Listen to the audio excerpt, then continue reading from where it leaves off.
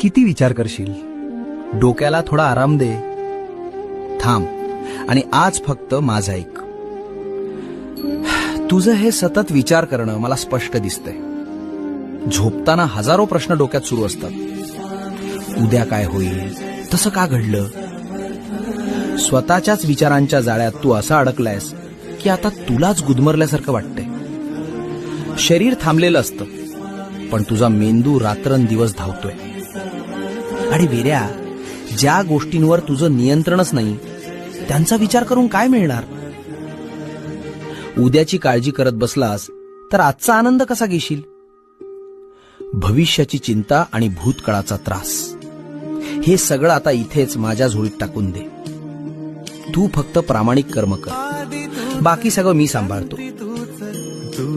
आता एक दीर्घ श्वास घे आणि सगळी चिंता सोड.